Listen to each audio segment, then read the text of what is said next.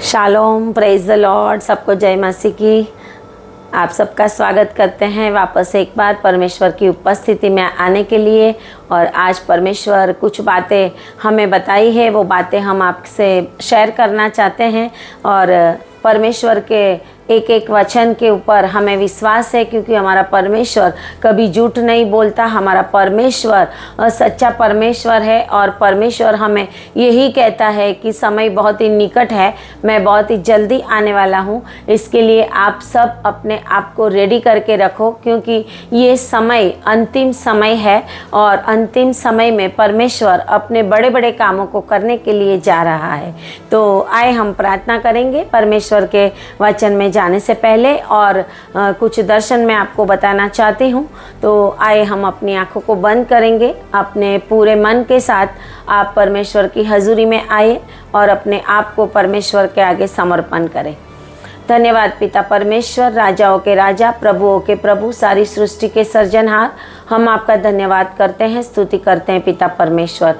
ये समय आपने जो हमें दिया है प्रभु, आपके वचन शेयर करने के लिए प्रभु जी, प्रभु हम इसके लिए धन्यवाद करते हैं प्रभु। जो भी पिता सुनने वाले हैं प्रभु जी, वो प्रभु आज आशीष पाए प्रभु जी आपकी ओर से प्रभु जी। प्रभु आपके वचनों को ग्रहण करे पिता परमेश्वर। और प्रभु जी आज उनका ये समय बहुत ही आशीषित समय रहे, यीशु नाजरी के नाम से, आमीन आमीन, हालेलुया। तो आप सभी का मैं धन्यवाद करती हूँ। आज परमेश्वर के इन वचनों को हम देखने के लिए जा रहे हैं। रोमियो 3 और उसकी 9 आयत से बाइबल का वचन इस प्रकार कहता है, तो फिर क्या हुआ, क्या हम उससे अच्छे हैं? कभी नहीं, क्योंकि हम यहूदियों और यूनानियों दोनों पर यह दोष लगा चुके हैं कि वे सबके सब पाप के वश में है। जैसा लिखा है, कोई धर्मी नहीं, एक भी नहीं, कोई समझदार नहीं, कोई परमेश्वर का खोजने वाला नहीं, सब भटक गए हैं, सब के सब निकम्मे बन गए हैं, कोई भलाई करने वाला नहीं, एक भी नहीं। उनका गला खुली हुई कब्र है, इन्होंने अपनी जीभों से छल किया है, इसके होठों से सांपों का विष है, उसका मुंह श्राप और कड़वाहट से भरा है, उनके पांव लहू बहाने को फुर्तीले हैं, उसके मार्गों में नाश और कलेश है, उन्होंने कुशल का मार्ग नहीं जाना, उनकी आंखों के सामने परमेश्वर का भय नहीं। हम जानते हैं कि व्यवस्था जो कुछ कहती है उन्हीं से कहती है जो व्यवस्था के अधीन है, इसलिए कि हर एक मुंह बंद किया जाए और सारा संसार परमेश्वर के दंड के योग्य ठहरे, क्योंकि व्यवस्था के कामों से कोई प्राणी उसके सामने कभी नहीं ठहरेगा, उसके सामने धर्मी नहीं ठहरेगा, इसलिए कि व्यवस्था के द्वारा पाप की पहचान होती है। आमीन, हालेलुया। यहाँ परमेश्वर का वचन हमें ये कहता है, कोई धर्मी नहीं, एक भी धर्मी नहीं, हम में से कोई भी धर्मी नहीं, हम सब भटक गए हैं, सबके सब निकम्मे बन गए हैं। और परमेश्वर हमें स्वर्ग से देख रहा है। परमेश्वर का वचन रोमियो 3 और 23 में ये कहता है कि सबने पाप किया है और परमेश्वर की महिमा से रहित है, एक भी जन ऐसा नहीं है कि जिसने पाप ना किया हो। आज हम अपने देश में देखते हैं कि मसीहत कैसे बदनाम होने के लिए बहुत सारे लोग कार्य कर रहे हैं और शैतान लोगों के द्वारा कार्य कर रहा है। परमेश्वर यीशु मसीह के बारे में भी बहुत कुछ बातें बताई जाती है, जबकि परमेश्वर यीशु मसीह आदि से और आने वाले समय तक जैसा था वैसा है और वैसा रहने वाला है।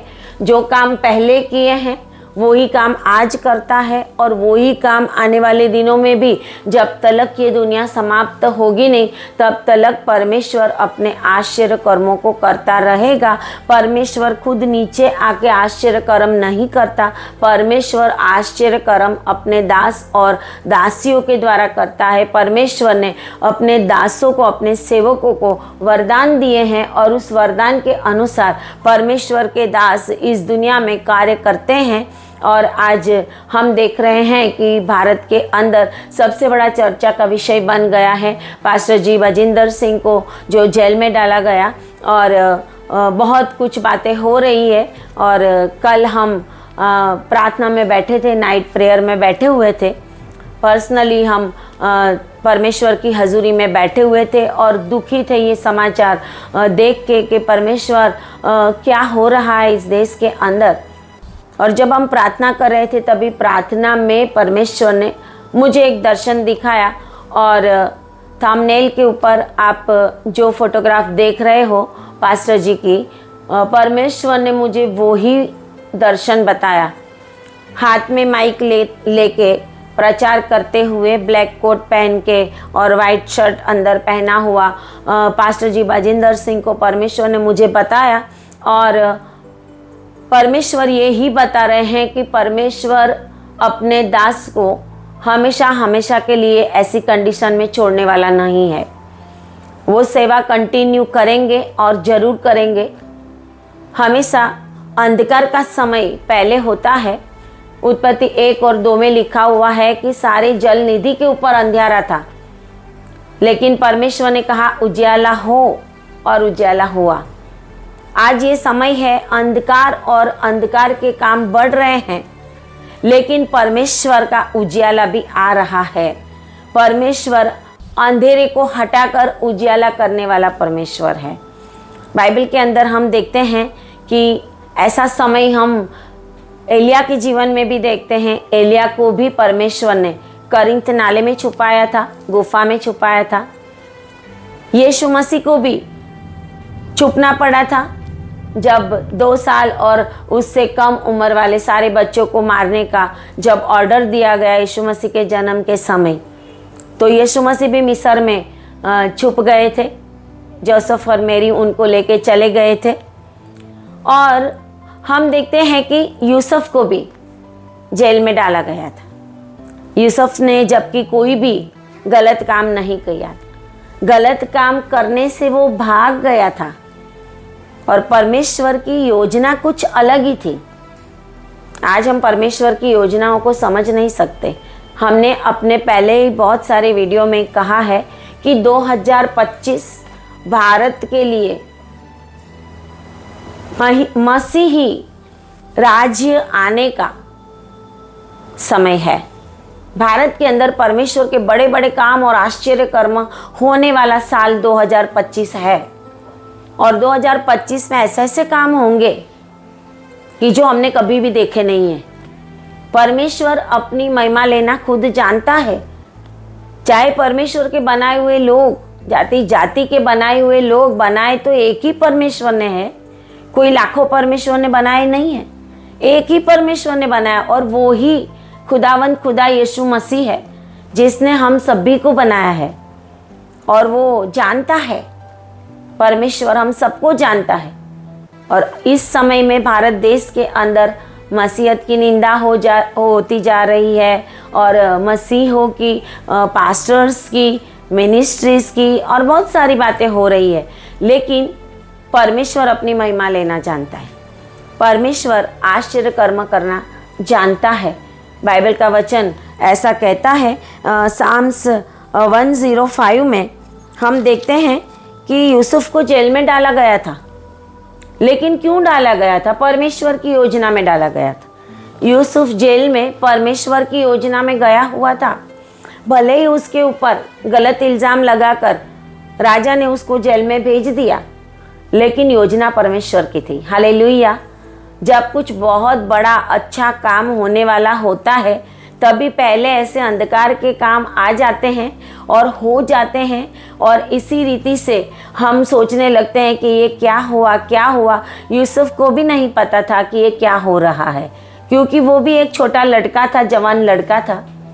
और साम्स 105, भजन संहिता 105 और उसकी 19 आयत से हम देखेंगे तो यहाँ ये लिखा हुआ है 18 से, लोगों ने उसके पैरों में बेड़ियां डालकर उसे दुख दिया। वह लोहे की सांकलों में जकड़ा गया। जब तक कि उसकी बात पूरी न हुई तब तक यहोवा का वचन उसे कसौटी पर कसता रहा। तब राजा ने दूत भेजकर उसे निकालवा लिया और देश देश के लोगों के स्वामी ने उसके बंधन खुलवाए। आमीन, हालेलुया, हालेलुया। हम आज किसी का न्याय नहीं करते।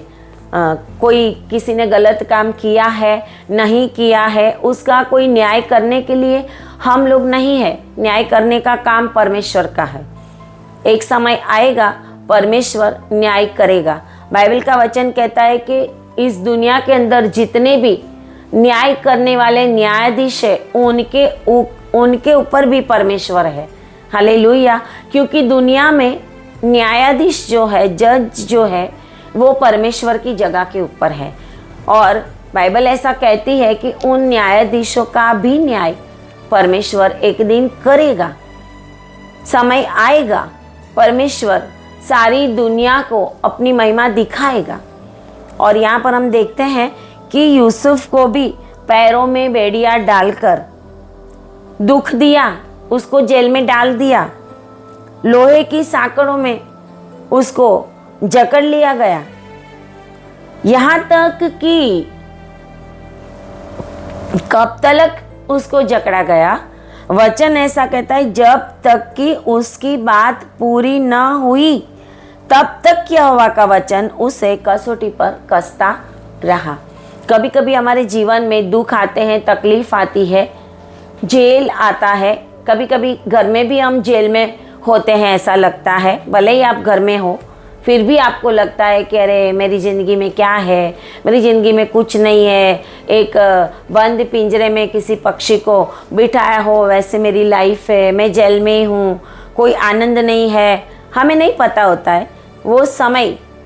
लेकिन यहाँ पर ऐसा लिखा हुआ है कि जब तक वो बातें पूरी न हुई, आज हमारे जीवन में, आज सेवकों के जीवन में परमेश्वर की जो इच्छा है, जो योजना है, वो योजना पूरी होने तक बहुत बार परमेश्वर के दासों को बहुत कुछ सहन करना पड़ता है। जो काम उन्होंने नहीं भी किए उनकी वजह से भी उनको जेल में डाला जाता है। जो काम, गलत कामों का इल्ज़ाम उनके ऊपर लगाया गया है वो नहीं भी किया हो फिर भी जेल में डाले जाते हैं, यूसुफ के समान। लेकिन वचन ऐसा कहता है कि परमेश्वर के दासों को, जिनके ऊपर परमेश्वर का अनुग्रह है, कोई भी बंधन में बांध नहीं सकता। जब तलक परमेश्वर चाहे तब तलक ही वो बंधन में रह सकते हैं।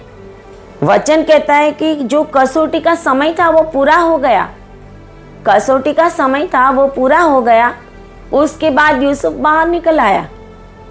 और बाहर कैसे निकल आया यूसुफ? यूसुफ जेल में से सीधा सिंहासन पे पहुंच गया। हालेलुया। यूसुफ जेल में से सीधा पूरे मिस्र देश का अधिपति बनाया गया। आज हमें ये समय में अपने आप को बहुत अलर्ट करने की ज़रूरत है। ज़्यादा से ज़्यादा सारे परमेश्वर के दास दासी जो प्रभु की सेवा करते हैं, जो मिनिस्ट्रीज़ है उनके लिए भी, और जो पर्सनल सेवा करते हैं, क्योंकि वचन कहता है कि जाओ, जाके सारी दुनिया के लोगों को बताओ, उद्धार का समाचार बताओ। और प्रभु के वचन के अनुसार जब हम ये काम करते हैं तो हमारे जीवन में दुख आता है, तकलीफ आती है, बहुत कुछ होता है। लेकिन परमेश्वर ने हमें सावध बुद्धि का आत्मा भी दिया है। अगर हम परमेश्वर की सेवा करने वाले दास और दासी है तो हमारे पास कौन से लोग हैं, हमारे पास कौन सा क्राउड है, हमारे पास कौन सी आत्माएं हैं, आत्माएं परखने का दान भी हमें परमेश्वर से मांगना चाहिए। हमें अलर्ट रहने की बहुत ज़रूरत है। ये समय ऐसा है कि हमें अलर्ट रहना है। यहोशू बहुत ही अलर्ट था। वचन ऐसा कहता है, यहोशू 5 और 13 से लेकर के यरीहो के पास वो खड़ा था। जब यरदन नदी से बाहर निकल आए और यरीहो के पास खड़ा था, यरीहो पूरा जीतने का था, और इसके लिए यहोशू जब खड़ा था तो उसने सामने एक आदमी को देखा, उसके हाथ में नंगी तलवार थी, और यहोशू उसके पास जाकर उसको पूछता है कि तू कौन सी साइड का है, हमारी ओर का है या सामने की ओर का है। अगर उसने बोला होता कि मैं सामने की ओर का हूं, तो हो सकता है यहोशू ने उसके साथ भी युद्ध कर दिया होता, लेकिन उसने कहा कि मैं तो सेनाओं के परमेश्वर यहोवा के सैन्य का सरदार हूँ। खुद मिखाइल दूत ने उसको वहाँ पे दर्शन दिया था, और मिखाइल दूत वहाँ पर खड़ा था, लेकिन यहोशू कितना अलर्ट था। यहोशू ने देखा कि यरीहो में एंटर होने का है हमें, और ये तलवार लेके खड़ा कौन है, कहीं वो हमारी रुकावट ना बन जाए। हालेलुया। क्या आज हमारी आंखें खुली है? क्या हमारे आत्मिक आंखें खुली है? जो हम सेवा कर रहे हैं, हमारी आत्मिक आंखें भी खुली होनी चाहिए, क्योंकि आज बहुत कुछ हो रहा है। और जैसे यीशु मसीह को 12 चेलों में से एक ने पकड़वाया था, वैसे ही आज जो भी परमेश्वर के दास और दासी सेवा कर रहे हैं, उनके भी परेशान करने वाले, बाइबल का वचन कहता है कि उनको परेशान करने वाले, उनको मारने वाले, पकड़वाने वाले भी उनके घर के लोग होंगे, उनके आसपास के लोग होंगे। मैथ्यू 24 में कहा है कि मेरे नाम से तुम्हें सताया जाएगा, मेरे नाम से तुम्हारे ऊपर गलत इल्जाम भी लगाए जाएंगे। और मैथ्यू 5 में भी कहा है कि मेरे नाम के कारण जब लोग तुम्हें सताए तो तुम धन्यवाद करो, तुम स्तुति करो परमेश्वर की। यह है कि हमें बहुत अलर्ट रहना है इस समय के अंदर। परमेश्वर ये चाहता है कि ये समय भारत देश के अंदर एक बहुत बड़ी रिवाइवल का समय है। जब मालाखी के बाद 400 साल का समय बीत गया और यीशु मसीह का जन्म हुआ, तो वचन कहता है कि अंधकार में बैठे हुए लोगों ने प्रकाश देखा। उत्पत्ति 1 और 2 में लिखा है कि अंधकार छाया हुआ था, लेकिन परमेश्वर का आत्मा आया और कहा उजियाला हो। जब जब हम अंधकार के कामों को देखेंगे, जब जब हम अंधकार की सत्ताओं का काम देखेंगे, तब तब हमें समझना है कि परमेश्वर का आत्मा कार्यरत है। परमेश्वर अपने दासों की सुधि लेता है और परमेश्वर अपने दासों की सुधि लेगा। जब परमेश्वर के लोग कुछ गलत करते हैं, परमेश्वर के दास भी कुछ गलत करते हैं, तो परमेश्वर उनको दंड देता है। परमेश्वर ने इजरायलियों को दंड दिया, गुलामी में ले गया परमेश्वर मिस्र में, लेकिन वचन कहता है कि उनको गुलामी में रखने वालों को भी प्रभु ने दंड दिया, क्योंकि 430 साल वो गुलामी में रहे और परमेश्वर ने सिर्फ 10 अनर्थ भेजे। उस 10 अनर्थ में सारा मिस्र तबाह हो गया था। घर घर में पहलोठों की डेथ हो गई थी। पूरे मिस्र देश के अंदर वचन कहता है पूरा मिस्र नष्ट हो गया। यहाँ तक परमेश्वर ने मिस्रियों को दंड दिया, क्योंकि उन्होंने परमेश्वर के लोगों को 430 साल तक गुलामी में डाला था। आज हमारे ऊपर कोई दुख आता है, तकलीफ आती है, संकट आता है, हमें बहुत ज़्यादा प्रार्थना में रहने की ज़रूरत। ऐसे समय में मसीह लोग क्या करते हैं, एक दूसरे की निंदा करते हैं, एक दूसरे का जजमेंट दे देते हैं। जजमेंट डे आने से पहले ही दे देते हैं कि ऐसा है वैसा है, सुनी सुनाई बातों के ऊपर जजमेंट दे देते हैं कि ऐसा होगा वैसा होगा। हमें किसी का भी न्याय करना नहीं है, क्योंकि परमेश्वर ने न्याय करने का काम हमें दिया नहीं है। क्योंकि वचन रोमियो 3 में कहता है कि एक भी धर्मी नहीं है, एक भी धर्मी नहीं, सब भटक गए हैं। आज परमेश्वर अब भी इसी समय दुनिया में उतर आए तो एक भी व्यक्ति ऐसा नहीं है कि जो धर्मी हो, और एक भी व्यक्ति ऐसा नहीं है कि जो स्वर्ग जाने के लायक हो। इसके लिए यीशु मसीह को आना पड़ा, और यीशु मसीह ने अपनी धार्मिकता हमें दी है, इसके लिए हम स्वर्ग में जाने वाले। आज बहुत सारे लोग चमत्कार के पीछे दौड़ते हैं।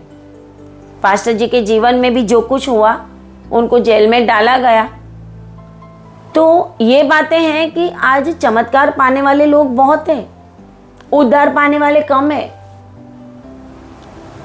बाइबल का वचन कहता है तुम माफ करो तो तुम्हें माफ किया जाएगा। और पतरस पूछता है कि मैं कितनी बार माफ करूं? परमेश्वर कहता है 7 गुनी 70 बार। अगर सही में कोई व्यक्ति परमेश्वर को जानती है, यीशु मसीह को जानती है, अगर सही में उद्धार पाया है, तो उसके अंदर माफी का हृदय होगा और वो इस कंडीशन तक किसी को भी नहीं ले जाएगा। अगर गलती हुई भी हो तो भी नहीं ले जाएगा। जैसे हम देखते हैं कि ग्रेहम स्टेन्स है, उनको जला दिया गया उनके बच्चों के साथ। हमें पता है ऑस्ट्रेलियन मिशनरी जो रक्तपित्त का आश्रम चलाते थे, उनके आश्रम के अंदर ऐसे लोग थे जिनको रक्तपित्त हुआ था। उनके साथ वो बैठते थे, खाते थे, उनकी सेवा करते थे। अपना देश छोड़कर आए थे और अपनी बीवी और 2 बच्चों के साथ, छोटे छोटे बच्चे थे, जैसे पास्टर जी के भी बच्चे छोटे हैं, छोटे छोटे बच्चे थे, लेकिन उनको जीप में जलाया गया, दोनों बच्चों को भी और ग्रेहम स्टेन्स को भी। तो सही मसीह कौन है? हमने इस केस में देखा कि वो बहन है, वो अपने आप को मसीह समझने लगे हैं या मसीह कहते हैं, लेकिन सही मसीह कौन है? ग्रेहम स्टेन्स की वाइफ ने, जब पूरे वर्ल्ड का मीडिया उनका इंटरव्यू ले रहा था और उन्होंने पूछा कि जिन्होंने इनको जलाया उनके लिए आप क्या कहोगे, तो सारी दुनिया को पता है कि उन्होंने क्या आंसर दिया था। उन्होंने कहा कि मैं उनको माफ करती हूँ। हालेलुया। और ये सही मसीही होने का एक प्रूफ है। आज तो चमत्कार के पीछे लोग यीशु मसीह के पीछे आते हैं और फिर ऐसे ऐसे काम होते हैं और वही सेवक को वो बोलते हैं, उनको फंसा भी देते हैं, उनके ऊपर अलग अलग इल्जाम लगा देते हैं। लेकिन सही मसीह जो उद्धार पाया हुआ है, वो मसीह की शिक्षाओं में चलता है। मसीह ने जो बोला है वो फॉलो करता है। बाइबल के अंदर लिखा हुआ है, परमेश्वर यीशु मसीह ने कहा कि पलटा लेना मेरा काम है। परमेश्वर ने मसीह लोगों को पलटा लेने के लिए नहीं बोला। अगर सच्चा मसीह होगा तो वो पलटा नहीं लेगा, वो परमेश्वर के ऊपर वो बातों को डाल देगा, वो परमेश्वर के ऊपर छोड़ेगा कि प्रभु मेरा न्याय तेरे हाथ में है, लेकिन मैं माफ करता हूँ, मैं माफ करती हूँ। और आज दुनिया में हमें सही मसीह बहुत कम देखने को मिलते हैं। कुछ भी होता है, लड़ने झगड़ने कोर्ट केस करने चले तो जाते हैं, लेकिन जब तक सही रीत से परमेश्वर को लोग जानेंगे नहीं, तब उनके अंदर माफ़ी की वो भावना और वो फीलिंग्स और यीशु मसीह का हृदय नहीं आएगा। इसके लिए यीशु मसीह कहता है कि यीशु मसीह जैसा मन रखना बहुत ही कठिन है, बहुत ही कठिन है। आज हम देखते हैं कि बहुत सारे बच्चे अनाथ है, बहुत सारी विधवा है, बहुत लोग उनकी सेवा करते हैं, क्योंकि प्रभु चाहते हैं कि हम ऐसी सेवा करें। और मसीह लोग होकर हम ही ऐसे काम करते हैं जैसे आज हुआ है। हम उस पास्टर जी के फैमिली के लिए प्रार्थना कर रहे थे, कल उनके बच्चों के लिए प्रार्थना कर रहे थे, मिनिस्ट्रीज के लिए प्रार्थना कर रहे थे। और प्रार्थना अभी हमने उनके लिए शुरू भी नहीं की थी, अभी तो हम जस्ट धन्यवाद धन्यवाद धन्यवाद कर रहे थे। और परमेश्वर ने सडनली दर्शन दिया कि पास्टर जी माइक लेके प्रचार कर रहे हैं। मतलब यूसुफ के समान कुछ समय जेल में भी रहना पड़ेगा। परमेश्वर छुड़ाने के लिए शक्तिमान है। पौलुस और सिलास जब जेल में थे, परमेश्वर पौलुस और सिलास की वजह से उस जगह पे भूचाल लाए थे। पतरस को दूत ने आकर जेल से बाहर निकाला था। परमेश्वर के लिए कुछ भी असंभव नहीं है, कुछ भी असंभव नहीं है। परमेश्वर न्यायी परमेश्वर है। परमेश्वर पापों को सहन नहीं करता, लेकिन पापी मनुष्य को प्यार करता है। और इसके लिए परमेश्वर ये चाहता है कि अगर हम मसीह है तो आज हम मसीह के गुणों को अपने जीवन के अंदर लेके चलें। आज बहुत सारे लोग परमेश्वर के पास आते हैं, लेकिन कोई वीज़ा लेने आता है, कोई शादी कराने आता है, कोई फॉरेन जाने के लिए आता है, कोई बीमारियां दूर करने के लिए आता है, कोई आके कोई सेवक को ऐसा कहता है कि मुझे उद्धार चाहिए, मैं क्या करूं, मैं इन पापों में से कैसे छूटूं। और जब ऐसे ही लोग जो चमत्कारों के पीछे दौड़ते हैं, वो सही में यीशु मसीह को नहीं जानते, वो सही में क्रिश्चियन नहीं है, वो सही में मसीह नहीं है। मसीह ही मतलब मसीह के जैसा। चेले सबसे पहले अंतियोख में मसीह ही कहलाए। क्यों? क्योंकि वो मसीह की सी चाल चलते थे। आज तो मसीह ही मसीह को जेल में डालता है। आज तो मसीह सेवक दूसरे मसीह सेवक की जेलसी करते हैं। कोई भी आज ऐसा सेवक है कि जो अपने चेले जो होते हैं ना, वो चेले उनसे बड़े नहीं ऐसा चाहते होते हैं कि मेरा चेला मेरे से बढ़कर ना होना चाहिए। ये तो जेलसी है, और परमेश्वर जेलसी को नहीं सहन कर सकता। वो तो गलाती 5:19 वाले काम है, शैतान के काम है सारे। और इसके लिए आज हम सारी दुनिया के आगे यही बात बताना चाहते हैं कि जो कुछ भी इस देश के अंदर हो रहा है उसके लिए प्रार्थना में रहें। जो कुछ भी इस देश के अंदर सही हो रहा है, गलत हो रहा है, एक एक स्टेट के लिए प्रार्थना में रहे। जितने भी सेवक लोगों को आप जानते हैं उनके लिए आप प्रार्थना में रहे। जैसे हमें बोझ आया, हमारे हृदय के अंदर हमें बहुत दुख हुआ कि ये सेवक का रूल्स के अनुसार जो सजा है उससे भी बढ़कर सजा उनको मिली है, टिल डेथ। तो हमें बहुत दुख हुआ। हमने बोला प्रभु भी ऐसा नहीं करता, प्रभु भी समय देता है हमें। आज हम सारे पापी हैं, हम क्यों जिंदा है? क्योंकि प्रभु ने हमें समय दिया है। बाइबल हमें गलत करने का नहीं बताते। बाइबल हमें कोई गलतियों को प्रमोट करने का नहीं सिखाती, लेकिन परमेश्वर का वचन हमें ये सिखाता है कि हमें गलतियों से, पापों से, गलत बातों से अपने आप को हटाना है। और अगर हमसे गलती हो गई है और हो जाती है, तो हमें अपने जीवन को किस रीति से परमेश्वर के अंदर चलाना चाहिए, उसके लिए हमें बहुत अलर्ट रहना पड़ेगा। क्योंकि भारत देश के अंदर, पूरे वर्ल्ड के अंदर, सारी सृष्टि के अंदर एक हलचल मची हुई है, और वो है यीशु नाम की हलचल। आमीन, हालेलुया। यीशु की हलचल मची हुई है, क्योंकि यीशु मसीह बहुत बड़े बड़े काम कर रहा है। कोई भी सेवक ऐसा नहीं बोलता कि ये काम मैंने किया। कोई भी सेवक ऐसा नहीं बोलता कि ये काम मैंने किया, ये चमत्कार मैंने किया। सारे सेवक यही बोलते हैं, परमेश्वर की दया और कृपा से, अनुग्रह से, परमेश्वर के वरदान से, परमेश्वर के आत्मा से हम काम कर रहे हैं। लेकिन लोग ये बात नहीं समझ सकते, क्योंकि उन्हें ये आत्मिक ज्ञान नहीं है। लाल समुद्र के 2 भाग जो किया वो परमेश्वर ने किया था, लेकिन आज हम यही बोलते हैं कि लाल समुद्र के 2 भाग मूसा ने किया, क्योंकि परमेश्वर अपने सेवकों को भी मान देता है। इसके लिए परमेश्वर के सेवक लोग आज भारत देश के अंदर बड़े बड़े काम करेंगे, इससे भी बड़े बड़े काम करेंगे। जो हो रहे हैं उससे भी बड़े बड़े काम होंगे। परमेश्वर की सेवा रुकने वाली नहीं है, परमेश्वर की सेवा बढ़ने ही वाली है, परमेश्वर का नाम बढ़ने ही वाला है। क्या आप तैयार हो? क्या आप इस रिवाइवल में हो? क्या आप प्रार्थना में हो? क्या आपने अपने घुटने टिकाए हैं कि आप भी निंदा में बैठे हुए हो 10 लोगों के साथ?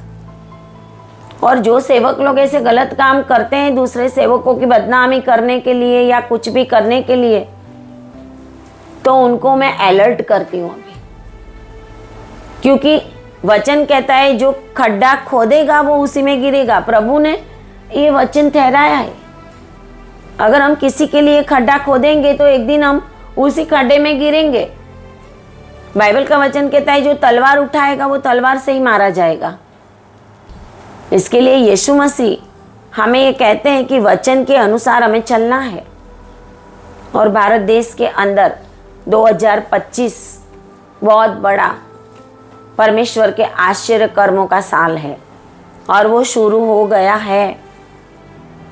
अंधकार जाने वाला है भारत देश में से। आमीन, हालेलुया। भ्रष्टाचार, अत्याचार, खूनामर्की, जो कुछ भी गलत काम हो रहे हैं उनके लिए प्रार्थना में रहे, क्योंकि परमेश्वर का आत्मा मंडरा रहा है। जल के ऊपर तो अंधियारा था, लेकिन अंधियारे के ऊपर कौन मंडरा रहा था? परमेश्वर का आत्मा। भले कहीं पे अंधियारा हो, भले कहीं पे गलत काम हो रहे हो, भले कहीं पे कुछ ऐसे ऐसे काम हो रहे हो जो हमारा दिल देख के और सुन के दुखी हो जाते हो, लेकिन उस अंधियारे के ऊपर उजियाला ही मंडराता है। आमीन, हालेलुया। साम्स 139 कहता है परमेश्वर की नज़र से हम कहीं पे भी किसी भी रीति से कहीं पे भी जाए, स्वर्ग आकाश में चले जाए, समुंदर के उस पार चले जाए या अधोलोक में पाताल में चले जाए, तो भी हम छुप नहीं सकते, कभी भी हम छुप नहीं सकते। इसके लिए परमेश्वर आज हमें इस बातें आपके सामने शेयर करने के लिए मन दिया कि मैं आपसे ये बातें शेयर करूं कि ये समय है ज़्यादा प्रार्थना में रहने का। ये समय है एकता का समय। मसीही नाम से हम प्रभु में एक है, प्रभु में हम है, प्रभु में एक है। तो हम जब एक है तो हम एक दूसरे के लिए प्रार्थना करें। ऐसे ऐसे बहुत सारे सेवक लोग हैं जो आज जेल में हैं, जिनके ऊपर बहुत सारे इल्ज़ाम लगाए गए हैं और केस भी चल रहे हैं। उनके फैमिलीज़ के लिए भी प्रार्थना करें और ये फैमिली के लिए भी प्रार्थना करें, ये बच्चों के लिए भी प्रार्थना करें। परमेश्वर किसी को भी अनाथ नहीं रखता।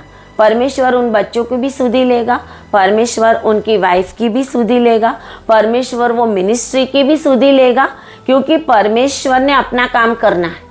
परमेश्वर किसी मनुष्य को देख के काम नहीं करता। हालेलुया। और इसके लिए आज आप सारे प्रार्थना में बने रहें। भारत देश के अंदर जो कुछ भी हो रहा है परमेश्वर के आने की निशानी है। मैथ्यू 24 में लिखा है वो सब शुरुआत हो गई है। और अपने आप को प्रार्थना में और उपवास में ले जाए, सही रीत से परमेश्वर के मसीह लोग बन के रहे। और परमेश्वर यही कहता है आपस में प्यार रखो, आपस में प्यार रखो और परमेश्वर के प्यार को एक दूसरे के साथ बांटो और एक दूसरे के दुख को अपने जीवन में महसूस करो। जब हम ये काम करेंगे तो हमारे जीवन में शांति आएगी। कोई भी गलत काम को कभी भी बढ़ावा नहीं देना चाहिए, लेकिन न्याय हमेशा परमेश्वर करता है। दुनिया में हमेशा हम परमेश्वर के न्याय की ही अपेक्षा रखें, क्योंकि परमेश्वर स्वर्ग में बैठा है और हम पृथ्वी के ऊपर है। वो सब कुछ देख सकता है, उसको सब कुछ पता है। हालेलुया, क्योंकि वो सच्चा परमेश्वर है। तो इन बातों के द्वारा परमेश्वर आप सभी को ब्लेस करें और आपके जीवन के अंदर भी शांति आए, खुशहाली आए। प्रभु आपको ब्लेस करे। Thank you. God bless you.